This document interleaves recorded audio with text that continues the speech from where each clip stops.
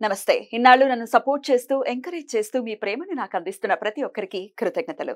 అలాగే ఈ వీడియో కూడా ఖచ్చితంగా మీకు ఉపయోగపడుతుంది. లైక్, షేర్ అండ్ సబ్స్క్రైబ్ చేసి మీ సపోర్ట్‌ని నాకు అందించండి. అలాగే ఈ వీడియో పట్ల మీకున్న అభిప్రాయాన్ని కామెంట్ సెక్షన్‌లో కామెంట్ చేసి తెలియజేయండి. ఇప్పుడు వీడియోని చూద్దాం.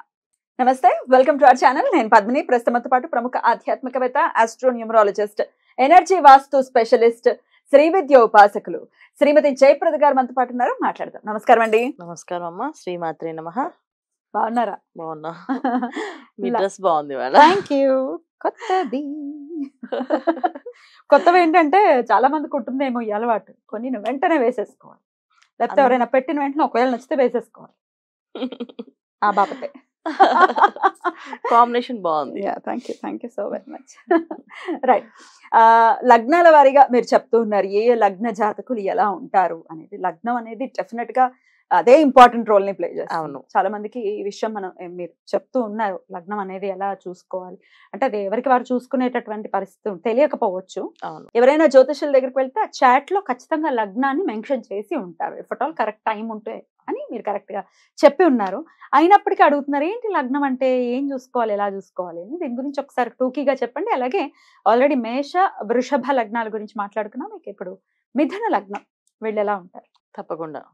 సో లగ్నాలు ఎందుకు చెప్పట్లేదు అంటే చాలా మంది కన్ఫ్యూజ్ అవుతుంటారు. వాళ్ళ రాశి నక్షత్రం అంటే చూసుకోగానే నక్షత్రం ఇది అయితే పేరుతో కొంతమంది రాశులు చూసుకుంటుంటారు. సో వీళ్ళకి కనెక్ట్ అవ్వదు లగ్నాలు.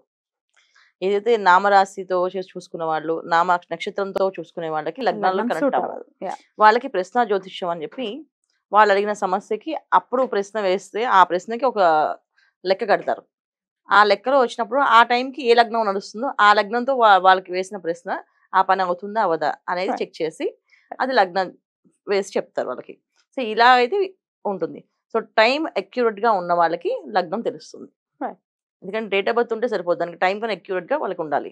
సో పలానా టైంలో పుట్టాము, ఈవినింగ్ 4:30కి పుట్టాము, 4:30కి ఆ రోజు ఏ లగ్నం నడుస్తుంది. కొంతమంది ఒక గంట అండి 4:30 to 5:30 అంటారు. బాబు మారిపోతాయి లగ్నాలు. 4:30, 5:30 అంటే లగ్నాలు మారే అవకాశం ఉంది. ఒక్కోసారి సంధి లగ్నాలు పడతాయి. సంధి లగ్నాలు పడితే జీవితంలో ఏది టేస్ట్ చేయలేరు వాళ్ళు. అంటే ఆనందంగా ఉన్నా కదా ఎందుకు ఆనందపడలేకపోతాం అంటే అదే నాకు అర్థం కావట్లేదు అనేసి అది మ్యానుఫ్యాక్చరింగ్ డిఫెక్ట్ అని చెప్పేసి లగ్న సంధి ఉంటే ఇలా ఉంటుంది. చాలా ఇబ్బంది పడతారు. చాలా ఇబ్బంది, మామూలు ఇబ్బందులు కాదు. లగ్న సంధి వస్తే లైఫ్ చాలా ప్రాబ్లమ్స్ ఉంటాయి. సో జాతకం వైజ్ మామూలుగా చూసే వాళ్ళకి చాట్లు చూసుకుంటే బానే ఉంది మనది ఈ లగ్నం అనుకుంటారు. కానీ దాన్ని నెంబర్స్ కౌంటింగ్ చేస్తాం కదా, నెంబర్స్ అని ఎన్ని డిగ్రీస్ ఉన్నాయి అని చెక్ చేసినప్పుడు ఆ డిగ్రీ కానీ సంధిలో పడింది అంటే ఇంకా లైఫ్ చాలా డిస్టర్బెన్స్ చెప్పలేం.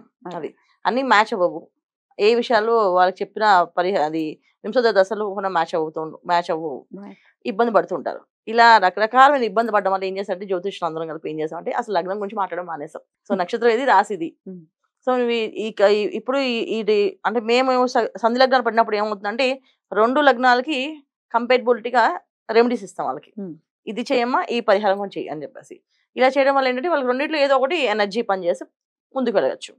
అందుకని అసలు లగ్నం అనేది తెలియదు ఎవరికి. చాలా మందికి తెలియదు.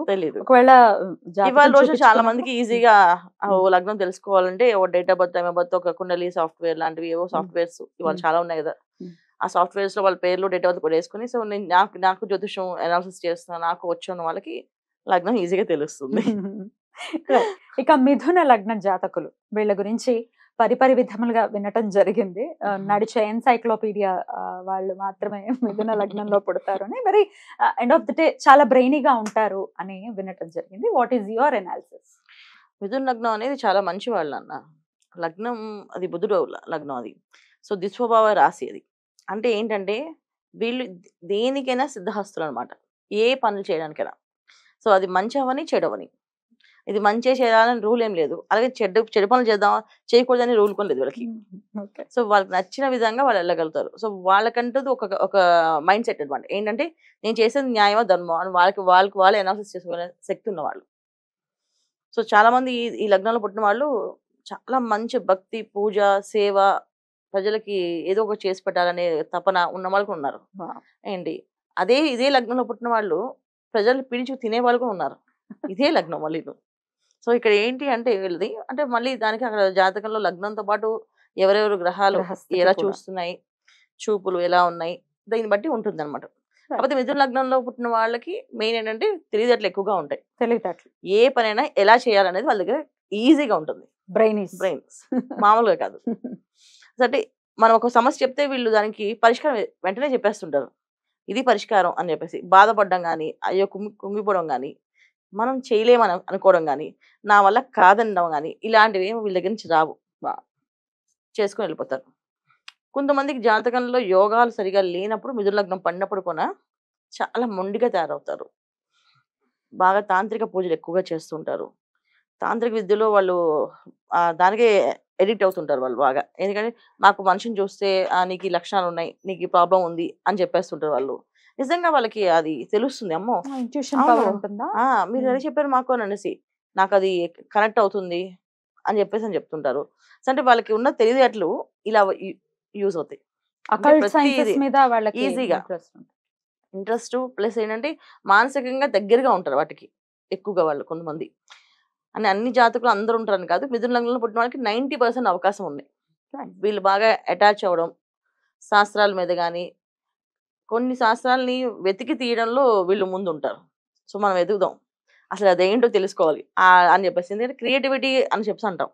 మిథున రాశి అంటేనే క్రియేటివిటీ అని చెప్తూ ఉంటాం కదా. కాకపోతే ఏంటంటే మిథున లగ్నం అన్నప్పటికీ ఏమవుతుందంటే ఇంకా మొండిగా తయారవుతారు వాళ్ళు. ఖచ్చితంగా చేసి తీరాల్సిందే, చేసుకోవాల్సిందే అని చెప్పేసి. ఫైనల్గా వీళ్ళు మంచి వాళ్ళ చెడ్డవాళ్ళ అంటే మంచి వాళ్ళే, చెడ్డవాళ్ళు అయితే కాదు. కాకపోతే ఏంటంటే కొన్ని సిచ్యువేషన్స్ ని మనుషులను అలా మార్చేస్తానప్పుడు వీళ్ళకి ఆ అటాచ్మెంట్స్, తిరిగే వాతావరణం చాలా ఇంపార్టెంట్. వీళ్ళు భక్తి, పూజ, శ్రద్ధ దాంట్లో ఎక్కువ తిరిగారనుకోండి, సో దానికి సంబంధించిన అన్ని అనాలిసిస్ చేస్తారు బాగా. ఇది ఇలా చేసుకోవచ్చు, ఈ పూజ విధానం ఇలా చేయొచ్చు, ఇంకా దీనికి ఇలా రాసి ఉంది శాస్త్రంలో అని వెతికి తీస్తారు. అదే ఒక మాఫియాలో తిరిగారనుకోండి, దాంట్లో ఎలా మాఫియా చేయొచ్చు అనేది రూల్ చేస్తారు. ఓకే, వాళ్ళు వెళ్ళే పాత్ ని బట్టి ఉంటుంది. ఏ పాత్ అయినా కూడా సిద్ధహస్తులుగా ఉంటారు. సిద్ధహస్తులు. అమ్మ బాబాయ్.